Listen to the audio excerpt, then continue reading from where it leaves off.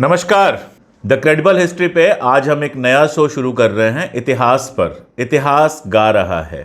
यहाँ पर इतिहास की बातें तो लगातार मैं करता ही रहता हूँ, लेकिन इस शो में हमारे साथ हैं प्रोफेसर भानु कपिल। प्रोफेसर भानु कपिल इतिहास के प्रोफेसर हैं, इतिहासकार हैं और मॉडर्न इंडियन हिस्ट्री पे इनका काम देश विदेश में लगातार प्रकाशित होता रहता है।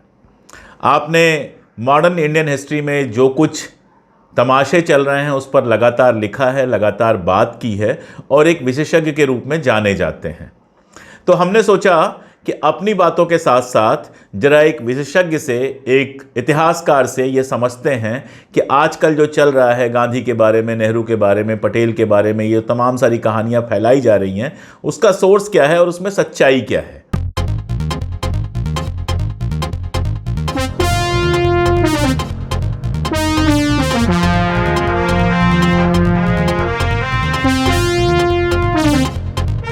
वेलकम प्रोफेसर कपिल, कैसे हैं आप? नमस्कार। बहुत अच्छा, क्योंकि आपने शुरुआती ऐसी चीज से की जो हम लोग बीइंग यूनिवर्सिटी टीचिंग में बहुत ज्यादा हम फेस कर रहे हैं। क्योंकि जो सोशल मीडिया पे जो परसेप्शन या नैरेटिव को स्प्रेड किया जा रहा है विशेष किसी एजेंडे के द्वारा, तो उसका हमारे को टीचिंग लाइन में बड़ा खामियाजा भुगतना पड़ता है।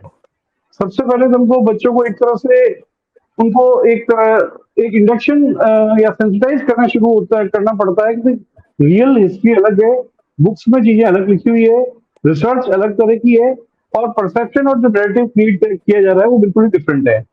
तो एक बड़ा चैलेंजिंग सा पीरियड है हम लोगों का, जिसमें कि क्लासरूम्स में हमको वापस से ऑथेंटिक हिस्ट्री के लिए लोगों में एक गंभीरता पैदा करना और जो प्रिवेलिंग जो सोशल मीडिया के थ्रू जो नैरेटिव है उसको कैसे हम काउंटर कर सकते हैं और पब्लिक परसेप्शन में जो चीजें जा रही है वो गलत चीजों को उनको कैसे हम इरेज कर सकते हैं। सबसे बड़ा चैलेंज हम लोग ये फेस कर रहे हैं। विषय पे आने से पहले एक इतिहासकार के रूप में मैं आपसे एक सवाल पूछ रहा हूं और अपने लिए भी, दर्शकों के लिए भी, कि इतिहास में किसको माना जाए कि ये सही है और कैसे कहा जाए कि ये गलत है।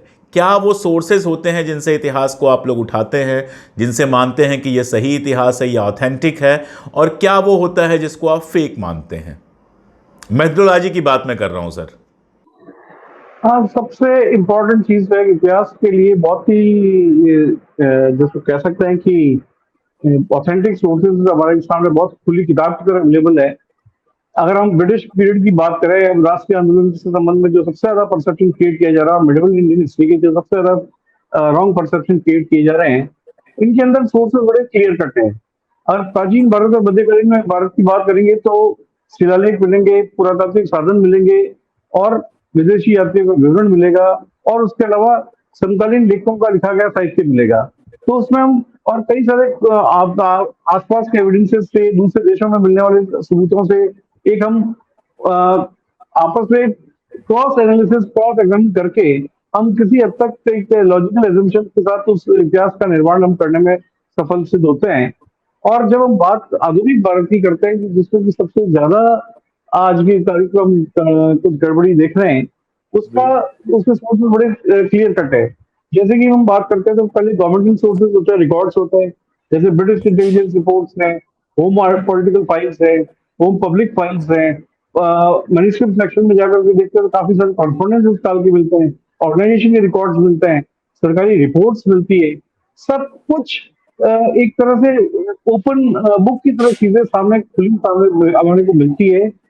रिक्वायरमेंट इतनी सी है कि हमको नेशनल आर्काइव जाना पड़ता है, नेहरू मेमोरियल म्यूजियम जाना पड़ता है, डिफरेंट स्टेट आर्काइव में जाना पड़ता है, पुरानी पुलिस रिपोर्ट खंगालनी पड़ती है, पुराने नेताओं के आपसी पत्र व्यवहार देखने पड़ते हैं और बहुत कुछ चीजें हमारे सामने बजट देखने पड़ते हैं, एनुअल रिपोर्ट देखनी पड़ती है।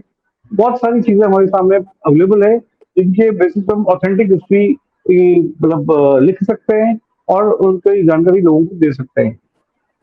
और फेक न्यूज़ फैलाने वालों को ये सब कुछ नहीं देखना होता है, बस जो मन में आए वो लिख देना होता है। तो आज हम लोग बात कर रहे हैं सरदार पटेल पर। शुरू से बात करते हैं सर, सरदार पटेल भारतीय राजनीति में, या यूं कहें कि आज़ादी की लड़ाई में आए कैसे?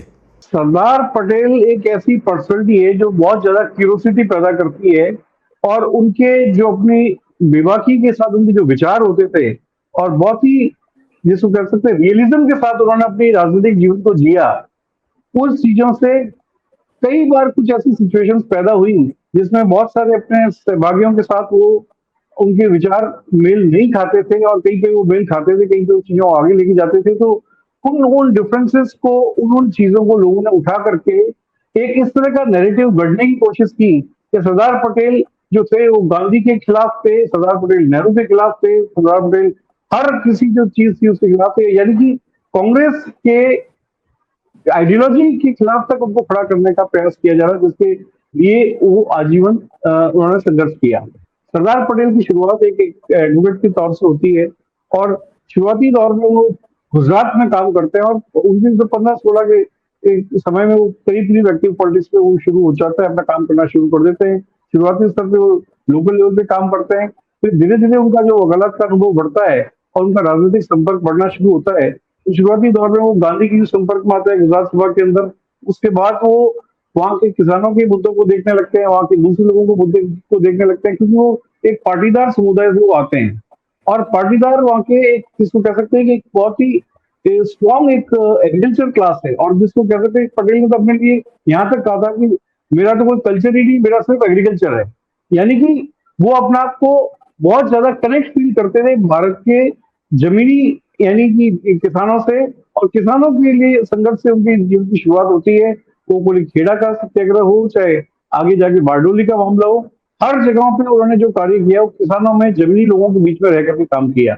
गांधी जी से मिलने के बाद वो राजनीति में आए थे। आपने बताया कि एडवोकेट थे और काफ़ी सफल एडवोकेट थे, अहमदाबाद में रह रहे थे। पहली मुलाकात जो गांधी जी से हुई, मैंने कहीं पढ़ा था, वो बड़ी इंटरेस्टिंग थी कि क्लब में वो बैठे हुए थे और गांधी जी आए तो गांधी जी को देख के वो हंसे कि ये आदमी क्या विद्रोह करेगा। लेकिन बाद में वो इतना प्रभावित हुए कि कहा जाता है कि दो ऐसे लोग थे, डॉक्टर राजेंद्र प्रसाद और सरदार पटेल, जिनको सीधे गांधी राजनीति में लेके आए, जो गांधी से मिलने से पहले अपनी वकालत बड़े अच्छे से कर रहे थे। और उसी गांधी के खिलाफ खड़ा करने की कोशिश की जाती है सरदार पटेल को। ये बात बिल्कुल ही बेमानी है। जहां तक पटेल के दिमाग में, यस, ये बड़ा एप्रिहेंशन जरूर था शुरुआती दौर में कि गांधी की पर्सनैलिटी और उनके आइडियलिस्टिक जो विचारधारा जो उनकी थी, जो आइडियलिज्म की तरफ उनको लग रहा था कि शायद इतना प्रैक्टिकल नहीं होगा या इतना प्रैग्मेटिक नहीं होगा। बट धीरे धीरे जो गांधी के संपर्क में आया, उनका बार बार संपर्क उनका बढ़ने लगा, तो उसके बाद में उनको ऐसा एहसास हुआ कि आदमी जो कह रहा है वो वास्तव में कर रहा है। ये जो उनका जो एक उनके प्रति जो सम्मान गांधी के एक्शंस की वजह से पैदा हुआ, क्योंकि वो गांधी का आइडियलिज्म खाली जवानी जमा कर नहीं था, दूरदृष्टि से वो एक प्रैग्मेटिक आइडिया भी था जो गांधी ने भारतीयों को दिया। क्योंकि गांधी का जो विचार था, अंग्रेज इस देश में आर्थिक हितों के कारण इस देश में आए, और अंग्रेज जो का आर्थिक जिस दिन प्रभावित होगा, बहिष्कार का मामला हो चाहे स्वदेशी का मामला हो, ये सारे जो गांधी के आइडिया चल रहे थे, उससे एक मासेस को साथ में लेने का जो गांधी का आइडिया था, वो धीरे धीरे पटेल के समझ में आया, और उसके बाद गांधी की हर बात को उन्होंने आंख बंद करके स्वीकार किया। यहाँ तक कि कुछ जगहों पे वो गांधी से सहमति नहीं भी रखते थे, पर फिर भी ब्रॉडर पर्सपेक्टिव में गांधी के विचारों की जो हम एक तरह से कह सकते हैं जो एफिकेसी थी, जो इम्प्लीमेंट करने के अंदर जो उसकी ताकत थी, और जो ब्रिटिशर्स को वास्तव में नुकसान पहुंचाने की उनकी जो क्षमता थी, उसके स्थायी रूप से पटेल एक्चुअली कायल हो गए। उनको लगा कि इस रास्ते से देश को आजादी मिल सकती है। इसीलिए एक समय में पटेल को गांधी जी का यस मैन भी कहा गया। बात बिल्कुल सही है, ये निश्चित तौर से कहा गया। पटेल और सुभाष के बीच का जो रिश्ता है, सुभाष चंद्र बोस का, क्योंकि इन दोनों लोगों को जो राइट विंग है हमारा वो क्लेम करने की कोशिश करता है। दो चीज़ें हैं, एक तो जब विट्ठल भाई पटेल ने अपनी संपत्ति दी थी सुभाष को और सरदार पटेल ने केस किया था, और दूसरा सुभाष को जब अध्यक्षता से इस्तीफा देना पड़ा था तो सबसे ज़्यादा जो सक्रिय लोग थे उसमें सरदार पटेल और राजेंद्र प्रसाद थे, जो उनके साथ काम करने को बिल्कुल तैयार नहीं थे। वो पूरा किस्सा मैं जरा आपसे समझना चाहता हूँ। देखिए, सुभाष बोस और सरदार पटेल में एक फंडामेंटल डिफरेंस तो ये था कि सुभाष बोस सोशलिज्म की तरफ झुकाव उनका था, और सरदार पटेल का डे वन से सोशलिज्म की उपादेयता पे, यानी कि उसकी यूटिलिटी पे कोई विश्वास नहीं था। इनके अंदर से एक फंडामेंटल जो डिफरेंस था, सुभाष बोस एक पढ़े लिखे व्यक्तित्व के धनी थे, बट इमोशनल थे। उनके आइडियाज में कई बार प्रैग्मेटिज्म और फार साइडेडनेस का शायद किसी हद तक पटेल की जस्टिस में कमी थी, और वो चीजों में जल्दी आगे निकल जाते थे, जिसका परिणाम शायद इतना ठीक नहीं रहता। तो आइडियोलॉजी और जो सोचने के तरीके के इनके मूल रूप से आपसे डिफरेंसेस थे। और सबसे बड़ी बात है कि 1933 की जो घटना का जिक्र करते हैं, मैं एक थोड़ा-सा इसमें एक एंगल और ऐड करते हुए आपको चीज़ बताना चाहूँगा। जब विट्ठल भाई पटेल ऑस्ट्रिया में थे और उनकी काफ़ी बीमार उनकी हालत थी और वहाँ पे उनकी डेथ होती है। विठल भाई पटेल की, उनके साथ उनकी सेवा करने गए शरद बोस और सुभाष चंद्र बोस अपने कुछ बंगाली सूटनीस के साथ उन्होंने काफी उनकी सेवा की और उनका काफी उनका ध्यान रखा। और कुछ ऐसी सिचुएशन थी, विठल भाई पटेल थोड़े से इमोशनल थे और सुभाष के प्रति उनका थोड़ा झुकाव बन भी गया था। और ये एक बड़ी विवादास्पद और एक ऐसी एम्बिगुअस सिचुएशन में जिस दिन विठल भाई पटेल की मृत्यु होती है, जिस दिन उनकी डेथ होती है, उसी दिन एक बिल एक क्रिएट की जाती है जिसमें कि कुछ बंगाली लोग और एक दो लोगों के सिग्नेचर होते हैं, जिसमें किसी भी हॉस्पिटल के आदमी का, मेडिकल आदमी का कोई उसका साक्ष्य नहीं होता है।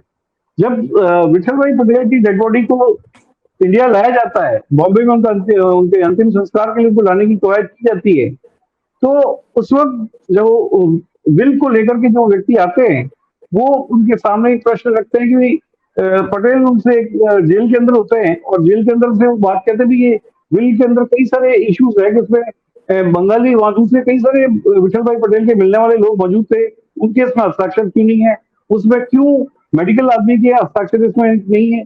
बहुत कुछ चीजों पर क्वेश्चन उठाते हैं क्योंकि बिल में ऐसा कुछ लिखा होता है कि विठल भाई पटेल का जो 3/4 ऑफ द अमाउंट है पैसा बिल का, वो सुभाष बोस को दिया जाएगा, जो कि वो उसके देश के और बाहर के जगहों पे दूसरे देशों में जो पब्लिसिटी करने के कामों में कांग्रेस के काम के लिए उसको काम में लिया जाएगा, राष्ट्रीय आंदोलन के लिए काम में लिया जाएगा। इसके विरुद्ध सुभाष बोस के विरुद्ध जो एक तरह का एक शंका पटेल के दिमाग में आ जाती है और वो इसके तहत उस मामले को कॉन्टेस्ट करने की सोचते हैं और बाकायदा इसके लिए मुकदमा दायर किया जाता है। बॉम्बे हाईकोर्ट में इसका मुकदमा चलता है और मुकदमा चलता है, इसमें सुभाष अपने पॉइंट को प्रूव नहीं कर पाता है। बीच में भी किसी तरह के एक तरह की बातचीत होने की संभावना होती है, पर वो बातचीत आगे बढ़ नहीं पाती है क्योंकि एक थोड़ा रेजिडेंट जब डेवलप हो जाता है दोनों ही तरफ से, तो अंततः सुभाष बोस इस केस को हारते हैं। पर सरदार पटेल बिना कोई देरी किए समस्त पैसे को विठल भाई पटेल के नाम पे एक जो मेमोरियल ट्रस्ट बना करके उसको सारा सारा पैसा हैंड ओवर कर देते हैं। और एक तरह से एक पर्सनल एनिमिटी का एंगल इनके अंदर थोड़ा सा मौजूद था। अब ये बात आती है कि जब 1938 के अंदर हरिपुरा कांग्रेस के अंदर सुभाष बोस एक चुनाव को जीत जाते हैं और कांग्रेस के आइडियोलॉजी और प्रोग्राम को अपने तरह से लागू करने का प्रयास करते हैं। उस वक्त एक ऐसी सिचुएशन होती है कि इंटरनेशनल लेवल पे आप समझ सकते हैं कि सेकेंड वर्ल्ड वॉर का माहौल चल रहा होता है, हिटलर पूरी तरह से आगे बढ़ रहा होता है और सुभाष बोस की कैलकुलेशन इस तरह की होती है, फासिस्ट पावर जो कि अंग्रेजों के खिलाफ है, इनके साथ अगर मैं जुड़ जाऊंगा और इनके साथ अगर मैं हमारा कोई कनेक्शन हो जाएगा तो हम शायद अंग्रेजों को थोड़ा दबा पाएंगे।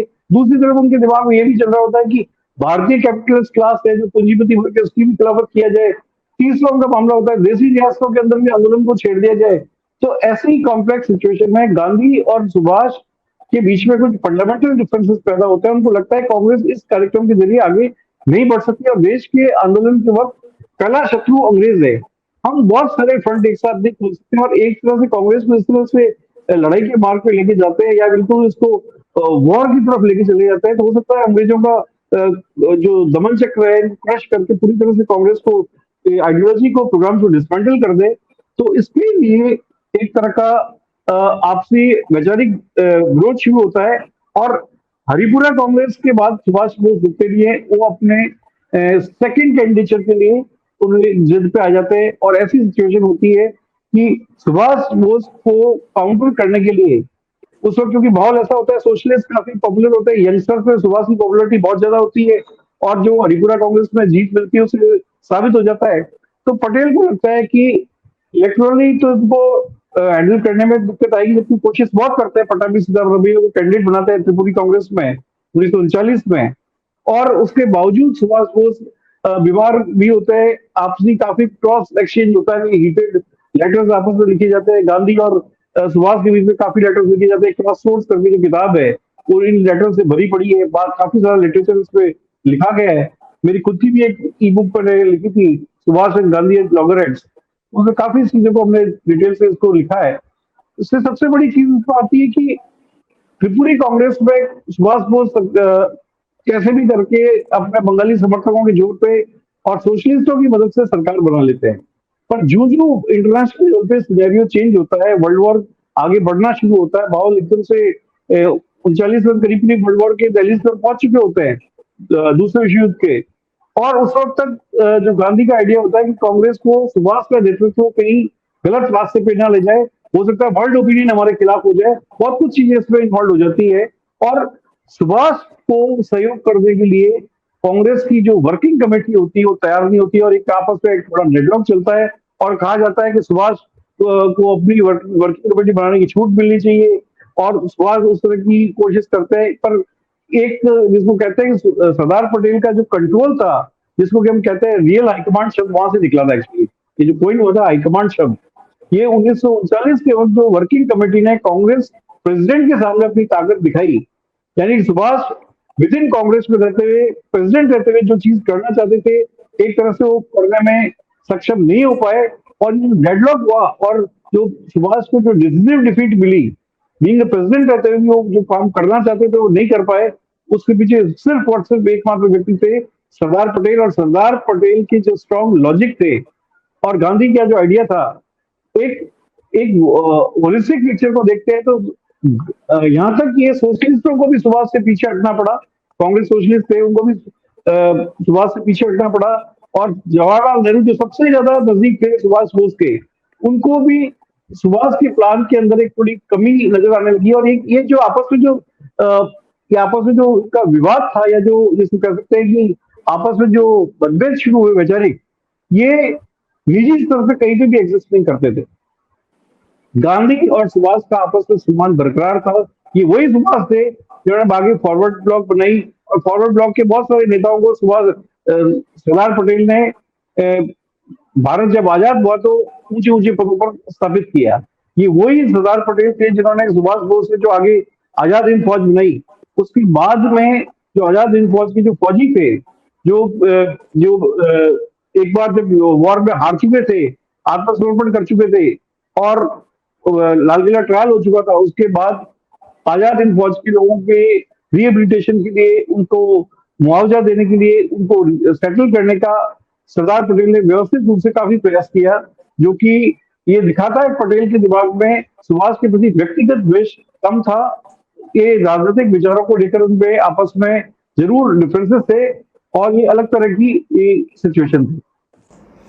नेहरू और पटेल, आज जो पूरा का पूरा नरेशन खड़ा किया जाता है वो ऐसे, पहला तो वो सवाल उसका जवाब मैं आपसे चाहूँगा जिसमें कहा जाता है कि बहुमत पटेल को मिला था लेकिन नेहरू प्रधानमंत्री चुन लिए गए।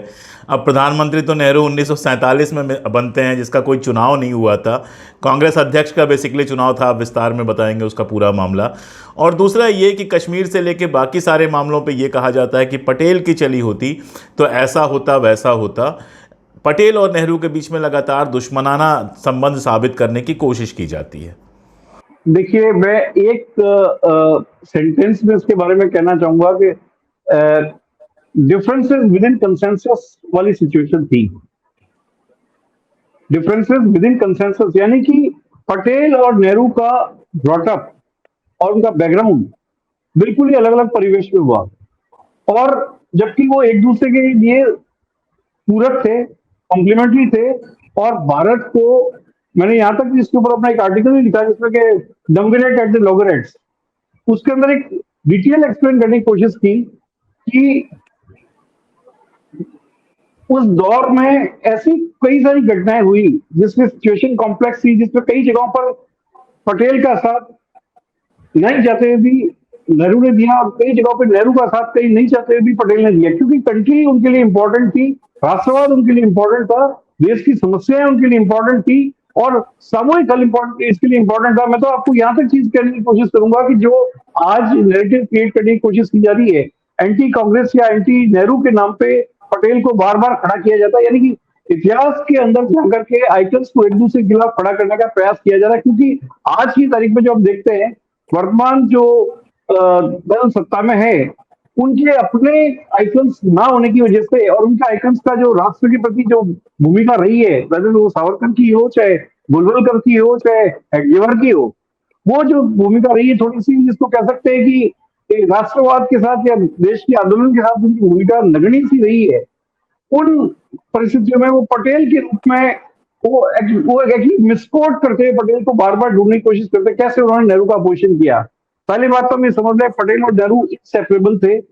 आपस में कंसल्ट किए बिना, आपस में चिट्ठी लिखे बिना न तो उन्होंने कश्मीर का मुद्दा सुलझाया, न उन्होंने जूनागढ़ को हल किया, न उन्होंने हैदराबाद को हल किया, न आईसीएस की समस्या को ठीक किया, न उन्होंने जिसको कह सकते हैं कि कम्युनिस्ट वेनिस्ट्री उसको हैंडल करने की कोशिश की। यानी कि सबसे बड़ा अटैक तो इस तरह का लगता है, नेहरू जो थे वो एंटी नेशनल थे, नेहरू थे जो कम्युनिस्टों के फेवर में थे, नेहरू थे जो प्रो मुस्लिम थे। जबकि सबसे बड़ी चीज है कि सोशलिज्म का जो ओरिजिनल आइडिया है, कोऑपरेटिव जो मूवमेंट के थ्रू, और किसानों की बात, जो मजदूरों की बात, वो पटेल ने सबसे पहले की।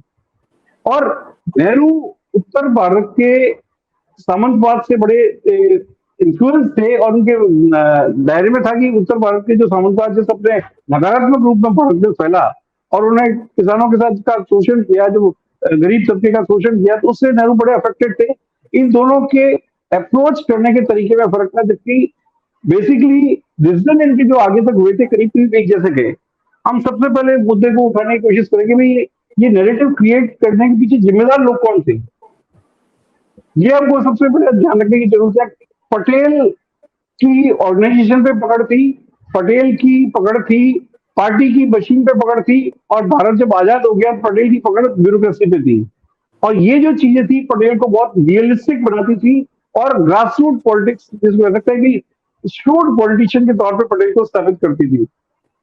इसके विपरीत नेहरू की इमेज थोड़ी सी इंटेलेक्चुअल थी और वो जिसको कह सकते हैं कि होलिस्टिक वे में चीजों को सोचते थे, अंतर्राष्ट्रीय स्तर से भी चीजों को सोचने की कोशिश करते थे। और ये हमको ये भूलना नहीं चाहिए, जिस दौर में नेहरू और पटेल के आपसी राइवलरी की जो तथाकथित कहानियां बनाई जाती है, वो दौर हम किस दौर से भारत निकल रहा था। उस दौर में एक तो द्वितीय विश्व युद्ध सब निकले थे और उसके बाद कोल्ड वॉर स्टार्ट हो चुका था।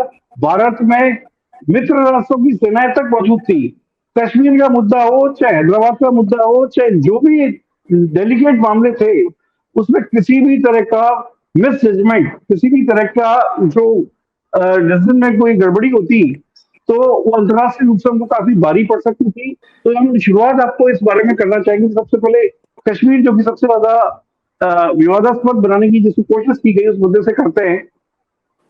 सरदार पटेल को अगर नेहरू नहीं चाहते तो क्या देश के सारे मामलों में डिसीजन करने की पूरी छूट मिलती? शायद मैं समझ सकता हूं नहीं। और इस बात को करने से पहले हम इस बात को क्लियर करने की कोशिश करें कि कांग्रेस के अध्यक्ष का चुनाव प्रदेश कांग्रेस कमेटी के बहुमत से होता था, न कि देश के प्रधानमंत्री का चुनाव कांग्रेस वर्ग के पीसीसी के द्वारा होता था। तो ये बहुत बड़ा एक कंफ्यूजन है जो आज के जमाने में आरएसएस और खासतौर से भारतीय जनता पार्टी अपने आईटी सेल के माध्यम से लगातार फैला रही है। और यहाँ तक कि मेरे को अपनी क्लासेस में जाता हूँ तो बच्चे कहते साहब नेहरू प्रधानमंत्री नहीं बनता। और यहाँ तक है कि केतन मेहता की जो फिल्म आई उसके जरिए भी थोड़ा सा एक ये गलत तरह का नैरेटिव उछाल दिया गया जो लोगों के दिमाग में चला गया। जबकि हकीकत यह है पीसीसी का काम सिर्फ कांग्रेस का अध्यक्ष का चुनाव करना था। कांग्रेस का अध्यक्ष उस जमाने में कांग्रेस वर्किंग कमेटी से कमजोर होता था। तो कहीं पे भी कांग्रेस अध्यक्ष को हम प्रधानमंत्री के साथ कंपैरिजन नहीं करें। 1942 में महात्मा गांधी स्पष्ट रूप से कह करके चले गए थे कि सरदार पटेल के सामने ये बात हुई, सारे कांग्रेस के वर्कर्स के सामने बात हुई कि मेरा नैसर्गिक उत्तराधिकारी पंडित जवाहरलाल नेहरू होगा। अब हम इसको प्रैक्टिकली सोचें, सरदार पटेल महात्मा गांधी की उम्र में 6 साल या 7 साल छोटे थे और नेहरू से 14 साल के करीब बड़े थे। नेहरू उस वक्त युवा थे, पटेल एक काफी ओल्ड स्टेज में जा चुके थे, उनको करीब हार्ट का दौरा पड़ चुका था और उनकी स्थिति काफी, उनको जो कह सकते हैं फिशर वगैरह की प्रॉब्लम की वजह से काफी खराब थी हेल्थ की कंडीशन। तो सरदार पटेल स्वयं जानते थे बहुत लंबा समय तक वो खींच नहीं पाएंगे और उनके लिए जरूरी है कि नेहरू की लीडरशिप को मतलब एक तरह का समर्थन दिया जाए। नेहरू और पटेल के अंदर किसी तरह की आपस में कोई दिक्कत नहीं थी। कॉन्स्टिट्यूएंट असेंबली का मामला हो चाहे आगे का मामला हो, हर एक जगह पे नेहरू और पटेल शाम को डेली मिलते थे। औरंगजेब रोड पे नेहरू के घर पे कोई पहुंच जाता, पटेल के घर पे पहुंचते, या तीन मूर्ति के अंदर नेहरू के घर पे पटेल पहुंच जाते, आपस में डिस्कस करते, नेक्स्ट डे ये तय करते कि अंदर पार्लियामेंट में जाके करना क्या है, कॉन्स्टिट्यूएंट असेंबली में जाके करना क्या है। सबको बड़ा जानने की सबसे बड़ा जो इशू है कि जो पटेल के ऊपर सबसे बड़ी तहमत लगाई जाती है कि उन्होंने मुस्लिम्स और माइनॉरिटीज के साथ उन्होंने बड़ा सख्ती के साथ व्यवहार किया, उन्होंने ठीक काम नहीं किया, और या उन्होंने जो भी चीज की थी कई जगहों पर उन्होंने प्रो हिंदू का आरोप भी पटेल पे लगता है। पर पटेल का अगर कैरेक्टर का स्टडी किया जाए, जो काम नेहरू अपनी लाइफ में सेक्युलरिज्म के लिए शायद नहीं कर पाए, वो सारा काम पटेल ने कर डाला, और अपने बहुत कम पीरियड में किया वो पटेल ने।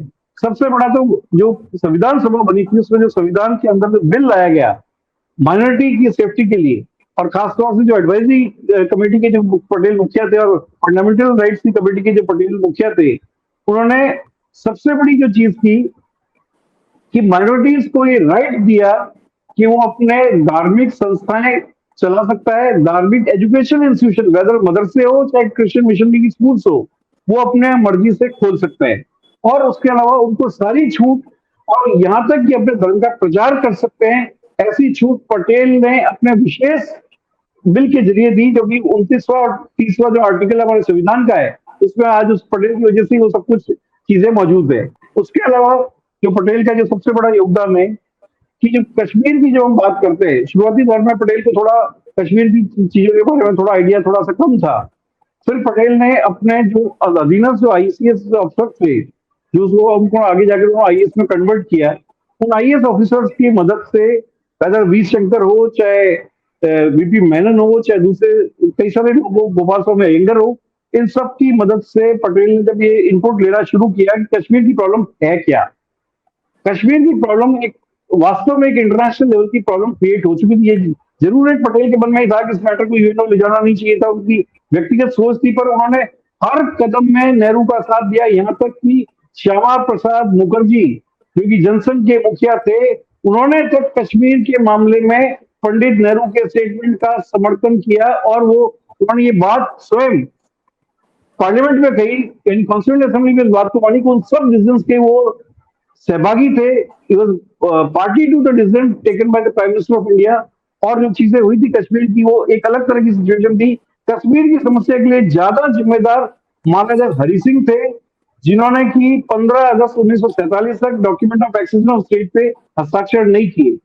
इस बात पे नेहरू और पटेल के अंदर एक कॉमन अंडरस्टैंडिंग थी कि जब तक ये डॉक्यूमेंट ऑफ एक्शन में स्टेट का हस्ताक्षर नहीं करते, हम कहीं पे भी इनको किसी भी तरह की सैनिक मदद नहीं दे सकते। भारत की और पाकिस्तान की दोनों ही सेनाओं का जो कमांड जो अध्यक्ष था वो अचल नाइक था, जो कमांडर इन चीफ था वो अंग्रेज था, भारत का जो मुखिया था वो भी एक अंग्रेज था, पाकिस्तान की आर्मी का मुखिया भी अंग्रेज था। वो दोनों आपस में बातचीत कर रहे थे, तो वॉर किसकी ताकत पे लड़ा जाता? अगर कबायली पाकिस्तान के अंदर घुसे और भारत के अंदर एंटर करने लगे, और महाराजा हरि सिंह उस समय तक अपना अस्तित्व अलग बनाए रखने के मूड में थे। महाराजा हरि सिंह की गलत कैलकुलेशन और गलत महत्वाकांक्षा ने सिचुएशन को खराब किया। उस वक्त जो नेशनल कॉन्फ्रेंस के लीडर थे, यानी कि शेख अब्दुल्ला भारत की तरफ उनका झुकाव था, तो नेहरू ने डिप्लोमेटिकली ये बात करने की कोशिश की, अगर कश्मीर के अवाम को हम अपने साथ में ले लें और हम ढंग से कम्युनिकेट करें और एक्सेसिबल स्टेट पर साइन कर देते हैं, तो हम अपनी सेना को वहां पे भेज सकते हैं। तो ये इतना बड़ा अंतर्राष्ट्रीय डिसीजन था, ये हमको नहीं भूलना चाहिए कि पाकिस्तान के उस वक्त तैयार बैठा था रशिया के खिलाफ अमेरिका की गोद में जाने के लिए। बिल्कुल। आखिरी सवाल पे आ जाएं सर। सरदार पटेल आरएसएस के कितने करीब थे? क्या था आरएसएस को लेकर सरदार पटेल का सोच? सरदार पटेल का आरएसएस के प्रति बहुत ही क्लियर कट दृष्टिकोण था। सरदार पटेल ये अच्छी तरह से जानते थे कि राष्ट्र हित में संस्था कार्य नहीं कर रही है, क्योंकि इनका कोई संविधान नहीं है, इनका कोई मेंबरशिप का रजिस्टर का कोई रिकॉर्ड नहीं है, और न ही इन्होंने भारत के झंडे को अपने इलाके में कभी लहराया है। और सबसे बड़ी बात है, जो इकोसिस्टम तैयार किया आरएसएस ने और जिस तरह की आरएसएस के वर्कर्स का हिंदू महासभा के साथ आपस में मिलजोल था, और राजनीतिक कार्य जो आरएसएस के थे हिंदू महासभा के लोग करते थे, ये बातें सरदार पटेल को अच्छी तरह से पता थी। अपनी इंटेलिजेंस रिपोर्ट उनके पास आती थी, और जो मैंने माइक्रोफिल्म डील नंबर 3 और कई सारी डील्स देखी है सरदार पटेल कॉरेस्पॉन्डेंस की नेशनल आर्काइव में, उन रील से क्लियर कट स्टैब्लिश होता है कि एक एक जगह पर उनको ये इनपुट मिल रहा था। यहाँ तक कि एक गांधी का जब मर्डर हो गया, गांधी मर्डर के बाद जब वो सावरकर और ये गोपाल गोडसे और नाथूराम गोडसे के खिलाफ मुकदमा चल रहा था, उस वक्त आरएसएस वर्कर्स से और लोगों ने मिल करके जगह जगह पर डिकोइटीज डाली, डकैतियां डाली, फंड इकट्ठा करने के लिए, ताकि वो पैसा इकट्ठा करके इनके केस लड़ने के लिए पहुंचाया जा सके। तो पटेल के दिमाग में बहुत ही क्लियर कट ओपिनियन थी कि ये किसी भी तरह से जिस डायरेक्शन में बढ़ रहे हैं, और गांधी की मर्डर के बाद इन्होंने जो मिठाइयां बांटी और जिस तरह से ये हेट्रेड का जो एटमॉस्फेयर जो तैयार कर रहे हैं, जो हिडन एजेंडे के साथ चल रहे हैं, ये देश की सुरक्षा के लिए खतरा पैदा कर सकते हैं, भारत की राजनीतिक सुरक्षा के लिए खतरा पैदा कर सकते हैं। वो कम्युनिस्ट और आरएसएस दोनों को बराबरी के खतरे के तौर पर देखते थे। तेलंगाना में कम्युनिस्ट का रोल हो, चाहे इस जगह पे गांधी की मर्डर के बाद आरएसएस का रोल हो, चाहे हिंदू महासभा के लोगों का रोल हो, और पहला बैन आरएसएस पे सरदार पटेल ने ही लगाया। और काफी लंबे बातचीत के बाद काफी जब दबाव पड़ा इनके ऊपर, खासतौर से गोलवलकर के ऊपर, और जो सरदार पटेल ने जिस तरह से उनको सब तरफ से कसना शुरू किया, जगह जगह पे इनका गिरफ्तारियां शुरू की, तो मजबूरी में आकर के आरएसएस को संविधान मानना पड़ा, संविधान अपना बनाना पड़ा, और उसके बाद किसी न किसी तरह से अपने मेंबरशिप के बारे में बात करनी पड़ी। आंतरिक लोकतंत्र की बात जो सरदार पटेल ने जोर शोर से करने की कोशिश की, वो हरगिज अंतिम दम तक आरएसएस ने उसको फॉलो नहीं किया। आज भी किसी तरह का आंतरिक लोकतंत्र उसमें मौजूद नहीं है। आम पाठक जो पढ़ना चाहता है, जानना चाहता है, उसको कौन सी किताबें आप सुझाएंगे जो सरदार पटेल पर पढ़ी जा सकती हैं, जिससे सरदार पटेल की ऑथेंटिक हिस्ट्री पता चले? सरदार पटेल की ऑथेंटिक हिस्ट्री के बारे में सबसे इंपॉर्टेंट किताब तो आदमी को पढ़नी चाहिए, राजमोहन गांधी की किताब है। राजमोहन गांधी की जो बायोग्राफी है, उसके बाद सरदार पटेल की एक आके मूर्ति की किताब बड़ी इंपॉर्टेंट है। रानी दमन शंकर दास ने किताब लिखी है सरदार पटेल में, बड़ी इंपॉर्टेंट है। उसके बाद एम कृष्णा की किताब है, बड़ी इंपॉर्टेंट है, सरदार पटेल के ऊपर लिखी हुई। उसके बाद ये किताब जिसको कह सकते हैं कि एस.आर. सलमान की भी लिखी हुई बड़ी इंपॉर्टेंट है। प्राणलाल मेहता की किताब काफी इंपॉर्टेंट है। दुर्गादास ने 10 वॉल्यूम्स लिखे सरदार पटेल कॉरेस्पॉन्डेंस के, वो भी अपने आप में काफी इंपॉर्टेंट है। और ये वी शंकर ने जो उनके पत्रव्यवहार जो लगातार जो उन्होंने लिखे हैं, उन्होंने जो संकलित किए हैं, उसमें बहुत कुछ जानकारी सरदार पटेल के बारे में मिलती है। इनफैक्ट सरदार पटेल के बारे में पिछले कुछ समय से काफी ज्यादा लिटरेचर सामने आने लगा है। और जिसको कह सकते हैं कि तमानकर की किताब तो बड़ी इंपॉर्टेंट किताब है। एन.वी. पारीक है, नरेंद्र जी पारीक की किताब बड़ी इंपॉर्टेंट है। काफी सारी किताबें सरदार पटेल पे मौजूद है, जिसमें रेबा सोम की किताब के अंदर कंसेंसस विद इन डिफरेंसेस में भी सरदार पटेल के बारे में काफी कुछ लिखा है। यानी सरदार पटेल के डीपी मिश्रा की किताब लिविंग इन एरा पार्ट 1 और 2, उन्होंने तो और ही बेहतर ढंग से इसको डिस्क्राइब किया। राष्ट्रपति राजेंद्र प्रसाद का चुनाव हो, चाहे पुरुषोत्तम दास टंडन का चुनाव हो, चाहे लेफ्टिस्ट लोगों के साथ उनके क्या मतभेद थे, बहुत डिटेल से उन्होंने इसमें इसको डिस्क्राइब किया है। पटेल एक्चुअली भारत में दो एक्सट्रीम, जिसको कह सकते हैं कम्युनिस्ट, जो एक्सट्रीम कम्युनिस्ट जो थे, जो अराजकता की तरफ बढ़ रहे थे, और दूसरे आरएसएस या हिंदू महासभा के, दोनों ही लोगों की विचारधाराओं के सख्त खिलाफ थे। और वो राष्ट्रवाद के लेवल पर किसी से भी समझौता करने के लिए तैयार नहीं थे। वो नेशनलिज्म की बात करते थे।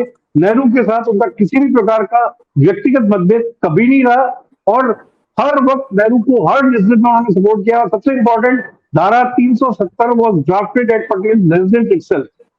370 जो धारा थी, पटेल के निवास में उसको ड्राफ्ट किया गया, और उसको पार्लियामेंट पे रखने का काम भी पटेल ने किया था। ये कार्य नेहरू के विदेश रहने के समय में किया था, और ये उस समय के दौर में परिस्थितियों को देखते हुए बहुत आवश्यक थी, जो कि पटेल ने उस वक्त उसको इम्प्लीमेंट करवाया और सबका समर्थन हासिल किया। शुक्रिया डॉक्टर साहब। तो एक और क्लासरूम यहाँ पर शुरू हुआ है। इस क्लासरूम में हमारे प्रोफेसर हैं, प्रोफेसर भानु कपिल। आज हमने सरदार पटेल और उनके अपने समय के बड़े नेताओं के साथ रिश्ते पर बात की। अगले किस्त में हम ऐसे ही किसी और इम्पॉर्टेंट व्यक्ति के बारे में बात करेंगे। किताबें बहुत सारी बताई हैं प्रोफेसर भानु कपिल ने, उन किताबों की तस्वीरें तो आप स्क्रीन पर देख ही रहे हैं। इन किताबों के अमेज़न लिंक, या अगर इनमें से कुछ किताबें मुझे पता है आर्काइव पर अवेलेबल हैं, उन सब के लिंक मैं डिस्क्रिप्शन में दे दूंगा। खुद किताबें लें, पढ़ें और जानें कि सरदार पटेल कौन थे। Thank you sir, thank you very much for joining us.